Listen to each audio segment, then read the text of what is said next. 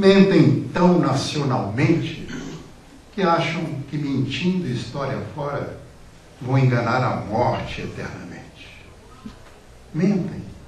Mentem e calam, mas suas frases falam. E desfilam de tal modo nuas que mesmo um cego pode ver a verdade em trapos pelas ruas. Sei que a verdade é difícil e para alguns é cara e escura, mas não se chega à verdade pela mentira, nem à democracia pela ditadura. Evidentemente, a crer nos que me mentem, uma flor nasceu em Hiroshima e em Auschwitz havia um circo permanente. Mentem. Mentem caricaturalmente. Mentem como a careca mente ao pente. Mentem como a dentadura mente ao dente. Mentem como a carroça, a besta em frente. Mentem como a doença ao doente. Mentem claramente como o espelho transparente. Mentem deslavadamente como nenhuma lavadeira mente ao ver a nódoa sobre o linho. Mentem com a cara limpa e nas mãos o sangue quente. Mentem ardentemente, como doente nos seus instantes de febre. Mentem fabulosamente, como o caçador que quer caçar gato por lebre. E nessa trilha de mentiras, a caça é que caça o caçador com armadilhas. E assim, cada qual mente industrialmente, mente partidariamente, mente incivilmente, mente religiosamente, mente tropicalmente, mente incontinentemente, mente hereditariamente, mente. E de tanto mentir, tão bravamente, constrói um país de mentira diariamente.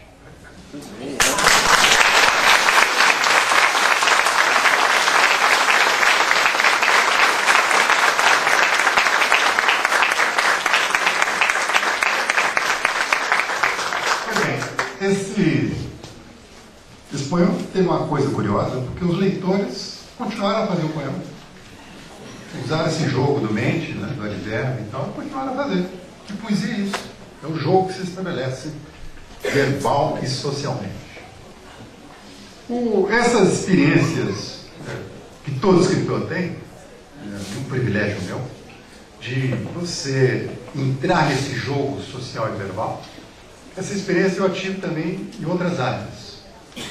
Como cronista, a crônica tem um atributo específico, né? Porque a crônica entra na casa do leitor sem pedir licença. Está lá no jornal, e o leitor abre o jornal, de repente, pá, dá de cara com uma crônica. E, às vezes, aquela crônica diz para ele umas coisas indizíveis. Eu tenho uma meia dúzia de crônicas que eu acho muito comovedor. Sempre chega uma pessoa, todo dia, numa dica, eu não recebo um e-mail de alguém dizendo: ah, aquela sua crônica sobre quando as crianças crescem, aquilo no meu colégio, na creche, na igreja, a minha avó, meu tio, fulano de tal leu aquilo outro dia no casamento.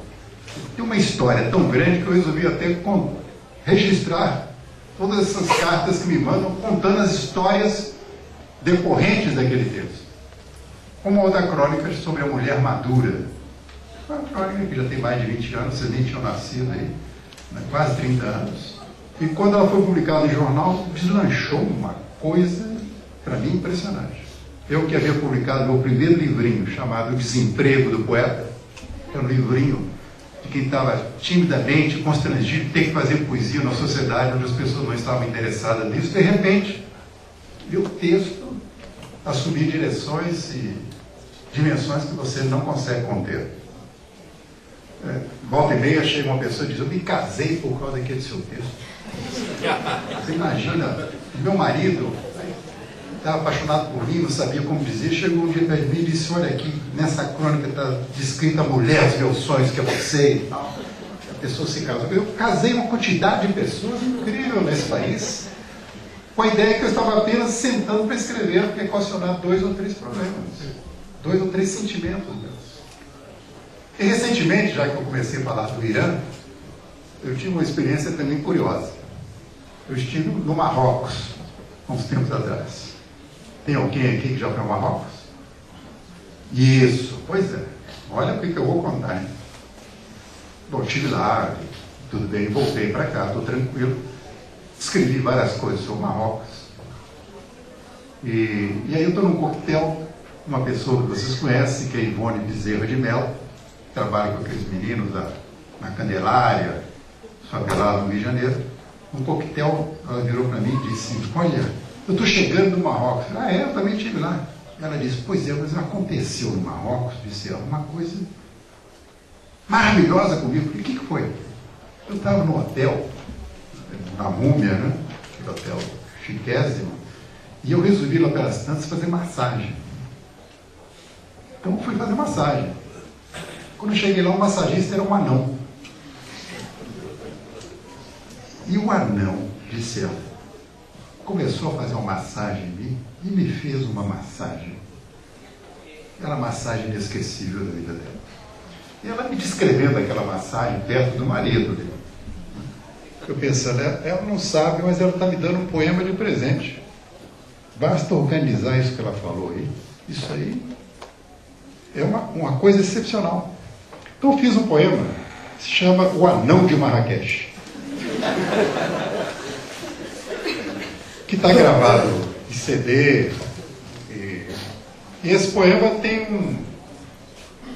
uma coisa sobre ele, porque depois que ele foi publicado, ocorreu isso que ocorreu com outros textos. Um dia eu estou lá em casa, tranquilo, chega um e-mail de uma leitora dizendo o seguinte: eu estou aqui em Marrakech, já fui a todos os hotéis e não achei o anão que o senhor mencionou. Eu queria saber se era brincadeira, se esse anão existe mesmo, para que eu informasse o nome certo do hotel. O poema diz o seguinte: